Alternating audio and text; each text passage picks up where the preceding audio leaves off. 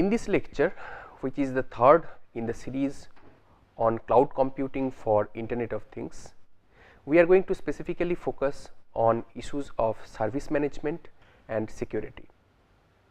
So, we will look at some of the issues with service management and security in this lecture, and we will not specifically get too much deep into how to offer the service management and how to secure the systems. That will be basically out of the scope of this introductory course on Internet of Things. So, we will simply try to focus on the issues that are there and which have to be taken care of while dealing with cloud computing, and particularly more specifically of cloud computing for IoT.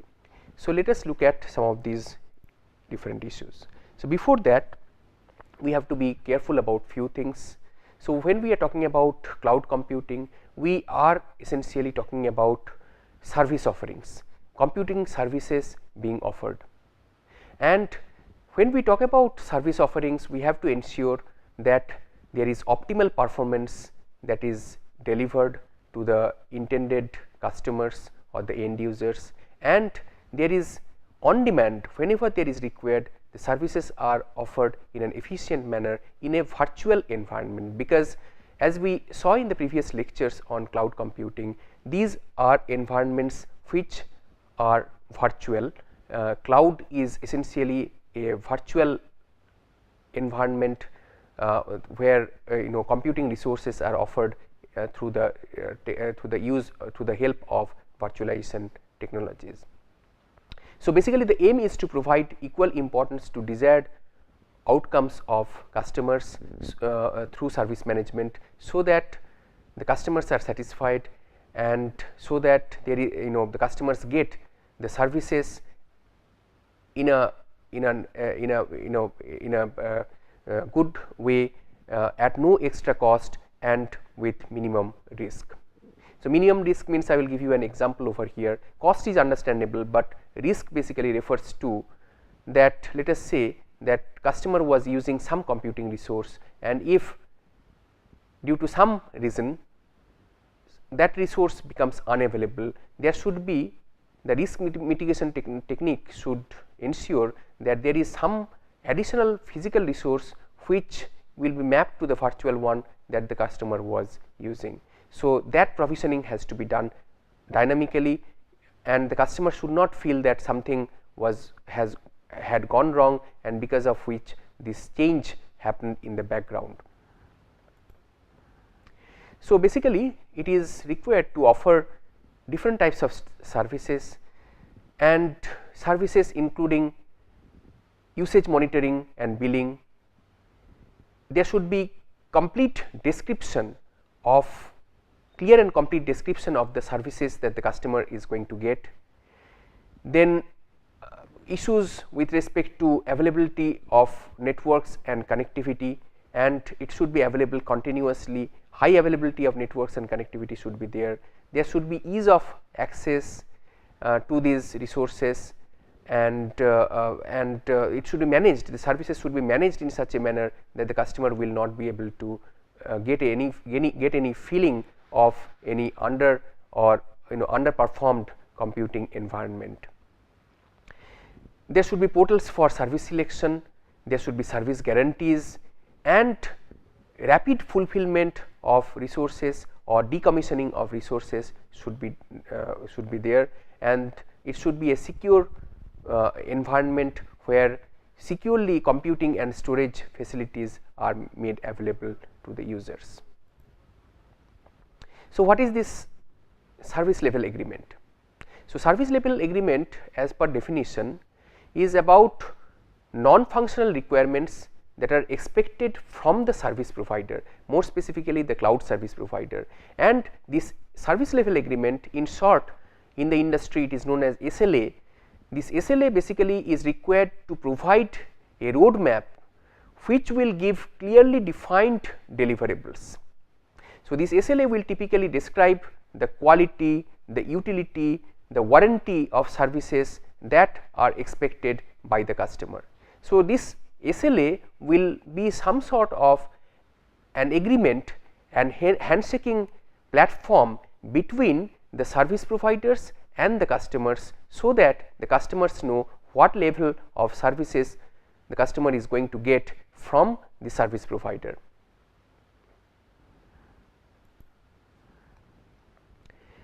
Accounting and billing, which go hand in hand, are very important.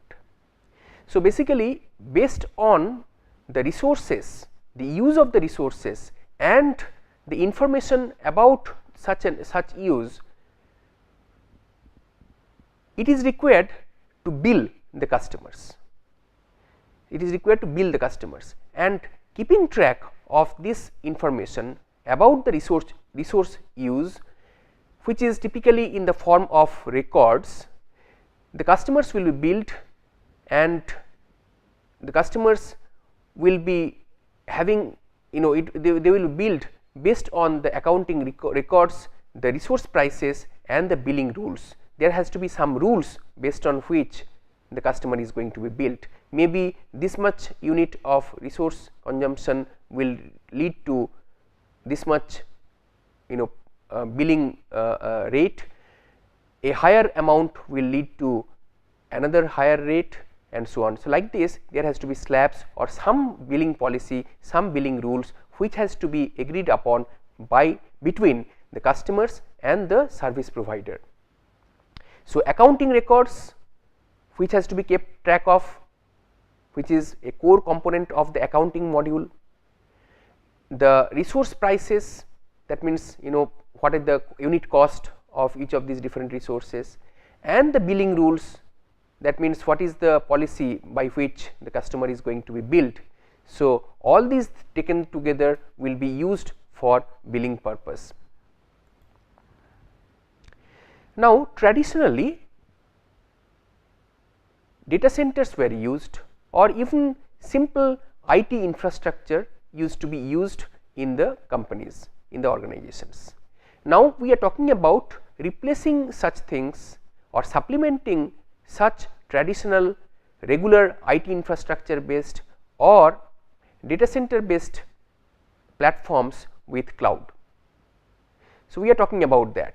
So, let us compare with respect to different criteria. Now, for example, with respect to the hardware, the traditional data centers used to use heterogeneous hardware, different types of hardware purchased through different means, different groups purchasing and so on and so forth, heterogeneous hardware with network computing and remote server.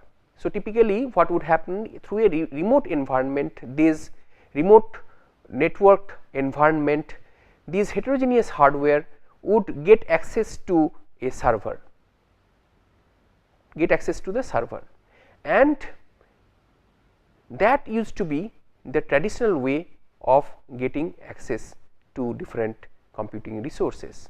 Getting access to remote server means like data centers would be hosted remotely, and through this hardware and the networked environment the users are going to get access to the servers and computing needs, etc., etc. That used to be traditional. In cloud computing, we are talking about off premise resources with virtually hosted solutions, with heterogeneous hardware, software and networks, everything available on the cloud.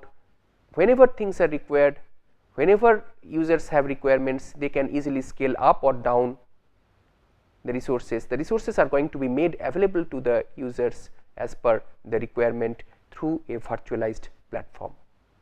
So, there is some difference, as you can understand, between the traditional data centers, traditional IT infrastructure in the companies and the cloud computing environment.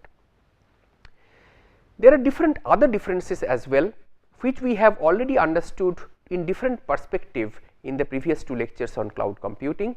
One is the differences in resiliency and elasticity. So, cloud resources, cloud platforms are available in an elastic manner, resilient manner. Resilience means that something going wrong, users will not have a clue of it, and it is taken care of, the problem is taken care of. It is resilient to different kinds of failures and so on. Flexibility and scalability, you need more resources, you just pay for it, you have the resources with you whenever you need.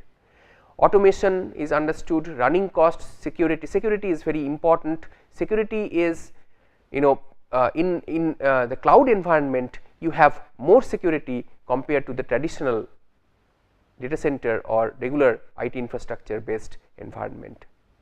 And with respect to running costs, I have already explained before, so I do not need to explain further. So the running, so here actually you have running costs compared to the traditional one time cost or periodic costs in the traditional data center environment. So here you have running costs, right? So you need more resources, you pay for it, you need even more, you pay even more, and so on. So running costs have to be taken care of in the cloud computing model. Now the economics of scaling, which basically benefits the users enormously, and the economics basically depends on 4 customer population metrics. Number 1, the number of unique customer sets. Number 2 is the duty cycle of the customer set. Number 3 is the relative displacement duty cycle, and number 4 is the load of the customer set. So all these basically factors, all these factors basically help in coming up with ideas of economics of scaling. There are different economic incentives for cloud computing, lowering the cost behind infrastructure and computing required in the organization. Then capex free computing, cap free computing, exclusively made available to the customers, deployment of projects faster, that will foster innovation as well. Then scaling up or down as and when required, lower maintenance costs, resiliency and redundancy. Steps in evaluating the database manager. So database management is very important, you need to manage the data in the cloud. So there are different ways of doing it, so we will not get into too much of thing, but we need to understand the saliency behind this particular issue. So it is required to define the type of application that will be served, like the data asset protection, business intelligence, e-commerce, etc., and determine how suitable these applications are for public and private clouds, and the factors that are affecting the easy deployment process. The demands of cloud database management system include efficiency, fault tolerance, adaptivity to heterogeneity, operational comfort on encrypted data, and the capability of interfacing with different products and solutions. So this basically is quite explicit, it is quite understandable, each of these, so we do not need to really dig into them in further detail. So for managing data in the cloud, we need some kind of service like database as a service, DBaaS. We need something like that, and that has to be integrated with the cloud platforms like Microsoft Azure or SQL database. So SQL database basically comes with Microsoft Azure, or with Amazon Web Services with the help of DynamoDB, relational database service, and so on.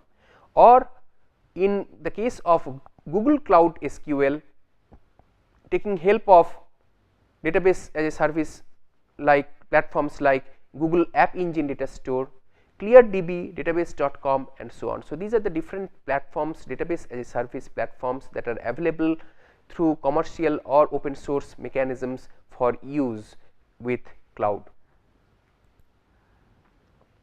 Now let us come to the issue of security, which is the second part of the lecture, and here basically we have to be careful, because when you are talking about cloud, you are essentially handling different types of data, and not only different types of data, these data are going to be stored in different servers, different platforms, which may be geographically distributed, without the cloud user even having a clue about what is going on behind the scene, where physically the data is going to reside, the cloud user does not know. So data security is very important, and overall the security of the cloud platform is very important, because otherwise the customers will have lot of concerns which will affect directly or indirectly their use of cloud services. So, the problem is that the user in a cloud platform would essentially lose control of the information that is available on the public cloud. So, concerns more specifically about the loss of data, seizing of the account, service traffic hindrance, vulnerability of APIs are paramount in the case of cloud and the security of cloud. So, these security concerns have to be taken care of in addition to any other IT security issues that you already know. So, the solution is to have counter security solutions, platforms, APIs, applications, software, etc., which will protect from theft, leakage of data, deletion of data accidentally, by providing security policies. So, security of cloud infrastructure must be implicitly assured for public or private cloud for services such as SaaS, PaaS and IaaS. Building levels of viewing, evaluating and executing infrastructure security include network level security, host level security and application level security. In the case of public cloud, we have to ensure that the small change does not severely affect the network topology, and there has to be proper access control for using resources. So, this is a network level issue and that has to be ensured. Second thing is achieving character traits like confidentiality and integrity of data in transit to and from cloud service provider. So, confidentiality of data, see, as you know that data confidentiality, integrity, availability and non-repudiation are very much important issues in the context of security. So, achieving at the network level, achieving confidentiality and integrity of data in transit, data flowing into the cloud and coming out of the cloud has to be ensured by the cloud service provider, and the security, rather the confidentiality and integrity of it. Availability of internet resources correctly to genuine users from the cloud service provider is another issue of concern at the network layer. At the host layer, issues particularly at the PaaS and the SaaS level include hiding the host operating system from the end users and ensuring to delegate security responsibilities to the cloud service providers. Host security at IaaS level include the objective of securing the allocated hosts with the help of different software, etc., to ensure that attacks such as the blue pill attack on the hypervisor, which is a core component of IaaS platforms, is mitigated or is taken care of. Blue pill attack, as you may be already aware, is a specific type of attack on the hypervisor, and hypervisor is what I have already explained in the previous lecture on cloud. So, hypervisor, the virtual machines sit on top of the hypervisor. Hypervisor is tasked to manage these virtual machines. So, blue pill attack is a very popular form of attack on the hypervisor, and that kind of threat has to be taken care of at the host level. At the application level, both the CSP and the customer are responsible for security at the application level. So, it is here specifically the application at the application level, not just the CSP, the customer also has to take care. So, if it is a SaaS provider, SaaS cloud service provider, taking care of the security of deliverable applications is their should be their main focus from a security perspective. For PaaS providers, security of the PaaS platform, that means the platform which is offered as a service for development, etc., Google App Engine kind of environment, its security, etc., has to be taken care of. And the deployed customer applications, security of the deployed customer applications. So, that is also another concern. At the ES level, ES providers level, the application level security is not provided by ES. Customers arrange for the security mechanism themselves. So, customer has to take care of the security themselves. Data security has different objectives and the corresponding issues.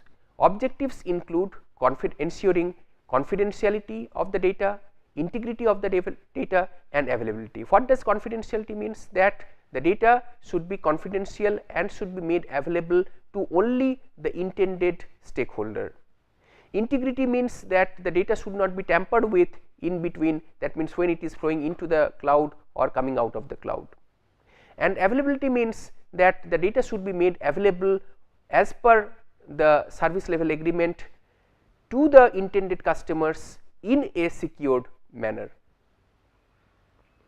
So, the different solutions include using identity management techniques, encryption, access control and so on. So, there are different aspects of data security, data provenance, data in transit, data at rest. Data at rest means the data that is used for long term use, that is data at which does not change too fast and it will be there in the server for long term use in the future and so on. Data including multi-tenancy and the data lineage. So, data lineage means data lineage, data remnants and data provenance. These are the issues with the data. So, data lineage means like from the start, from the source till the data is used, ensuring the security of it. Okay. And similarly, the data remnants basically takes care of that whenever the residual data, etc., securing that data, keeping track of that data, that basically has to be taken care of. So, like this, actually these are the different issues of data security. So, let us first talk about identity and access management, IAM, which is basically a branch of cloud security that allows the legitimate persons to retrieve the legitimate resources at legitimate time for legitimate reasons. So, legitimate persons retrieving legitimate resources at legitimate time for legitimate reasons is basically the issue, the main issue behind identity and access management in cloud security. Here the user identities and the access permissions are instigated, caught, administered and recorded by IAM, that means the identity and access management module. Authentication, authorization and evaluation of all resources are done according to the terms and conditions and the roles of the users. Features of this module include single access control interface, increased security, access control over resource level, improvement of operational efficiency, organizations attaining access control and operation security using this module and improvement of regulatory compliance management. Access control is very important in cloud. So, service providers have to take care of it explicitly. So, access control layers in cloud include cloud access, server level access, service level access, database access both directly and indirectly. Directly the queries should be sent via web services, so taking care of that, and VM access, virtual machine level access, access to objects within a virtual machine. So, these are the different levels of access and the control of the access to these different layers has to be taken care of. Management of these layers depends on the provider or the consumer based on the deployment model.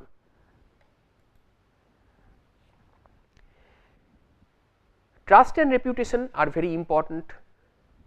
Trust basically takes care of issue of independent expectancy between two entities for any specific context at a given time. Independent expectancy between two entities.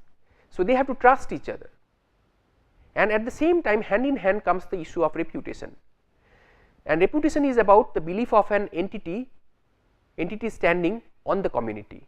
What does the entity have, what is its reputation in the community. So, these are the two different issues that goes hand in hand. So, these concepts are needed by the customer to select appropriate cloud provider. So, there are different models, or sorry, rather different modes of trust establishment. So, these include accomplishment of service level agreement. So, whatever service level agreement exists, accomplishing it, then application of the audit standards that are out there, whether the audit standards have been adequately applied or not, measuring and rating, and questionnaire for self assessment. So, these are the different levels of trust establishment that has to be there. Risk assessment, categorization of different assessment methodology, formal versus informal procedures of risk assessment, qualitative versus quantitative methods of risk assessment. Qualitative means that high risk, moderate risk, low risk, versus quantitative means numeric risk figures. Consequence versus cause analysis. So, whether the risk is due to a consequence of something, or what is the cause behind the risk, and inductive versus deductive techniques. So, these are the different categories of risk assessment in cloud. Authentication in cloud computing, user authentication. So, there are different aspects like where user authentication process, which takes care of the user authentication process between the new users and the service provider, when during the authentication the properties and the safety of process which can be invaded by attacks causing severe damages, and where the user authentication is done at the patch layer, and the consequence is threat to authentication process can lead to divulging of confidential data to a fake user. So, with this we come to two broad main issues in cloud computing. One is taking care of the service management with the help of SLAs between the customers and the service providers. Number two is this issue of security, security of infrastructure, security of the platform, security of the software, and the data security. Data security is very much important. Customers, they do not know really that where their data is going to reside, how the data is going to flow around in the system, and that has to be assured to the customer that their data is going to be safe. So, taking care of measures to ensure that there is enough security of the data and the parties can trust each other, that also has to be ensured through the process of some kind of reputation tracking, and ensuring that those reputation measures are basically disseminated for developing trust between these different parties. So, all these things have to be ensured in order to meaningfully use cloud in a commercial or any kind of environment. Thank you.